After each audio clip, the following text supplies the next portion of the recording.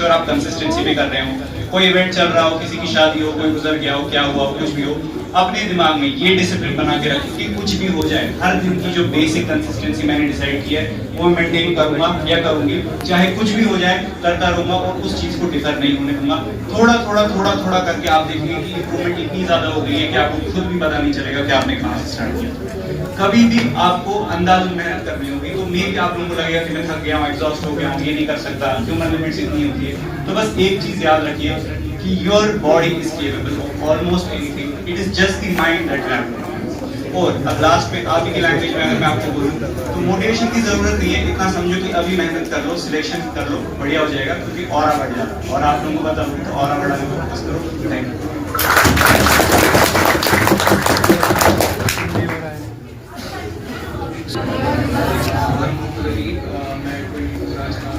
मेरी state rank थी, मेरा स्कोर 685 था, रैंक ऑफ 46। तो मैं कुछ चीज़ें बोलूँगा जो मैंने अपनी जर्नी में सीखी, जिससे आपको फायदा होगा। तो पहली चीज़ ये है कि यहाँ सबसे पहले आप लोगों को कन्फाइन रहना है एनसीईआरटी, ठीक है। तो जो चाहे वो फिजिक्स हो, केमिस्ट्री या बायो, तो एनसीईआरटी सारे कवर करना अच्छे से। अब सिलेबस भी कम हो गए, नॉर्मल वगैरह में सारी वो सब चीज़ें भी, तो एनसीईआरटी भी फोकस अच्छे से करना, क्योंकि मेन चीज़ है आज हमारा स्कोर कट ऑफ जो है वो बहुत बढ़ रहा है। मेरे टाइम में मैं 685 पे टॉपर था अपने बैच में, लेकिन इस बार ओपन मेरिट बॉयज का ही कट ऑफ 680 81 हो गया। तो इसमें एक चीज़ ऐसी है कि आप लोगों को देखना है कि हमें चीज़ें सारी पढ़नी है, चाहे हम बेसिक लेवल का ही पढ़े, लेकिन पढ़ना सब है, क्योंकि क्वेश्चन आप छोड़ नहीं सकते। कट ऑफ हाई जा रहा है तो आप लोगों को पढ़नी सारी चीज़ें, कवर सब करना है। सिलेबस कम है, उतना ज़्यादा नहीं है, जितना जिस लेवल का आ रहा है उस लेवल का पढ़ना है, लेकिन सब पढ़ना है। कुछ आपने छोड़ दिया, आपके क्वेश्चन छूट गए, आपके मार्क्स कम आए, आपकी सिलेक्शन नहीं होगी, क्योंकि कट ऑफ बहुत ज़्यादा पढ़ रहा है, पढ़ना सब। और तीसरी सबसे इंपॉर्टेंट चीज़ है टेस्ट देने, ठीक है ना।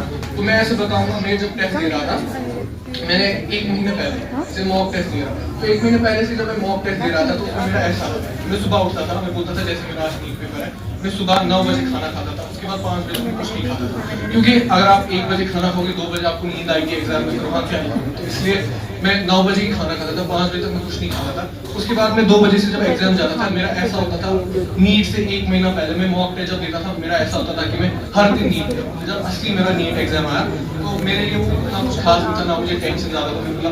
इससे पहले भी मैंने ऐसे बहुत सारे पेपर दिए, इससे मुश्किल पेपर्स भी दिए हैं, तो ये कोई ज़्यादा खतरनाक चीज़ नहीं, ठीक है ना। तो खुद की बॉडी को ऐसे मोटिवेट करना है, ऐसे करना है कि आपको नीट पेपर में कुछ मसला नहीं होना चाहिए। तो टेस्ट देते रहना है। टेस्ट एक चीज़ होती है, ऐसे बोलते हैं ना, ऐसे सुना होगा, बोलते हैं हम बीमार हो गए, हमारा बैड डे था इसलिए हम सिलेक्ट हुए।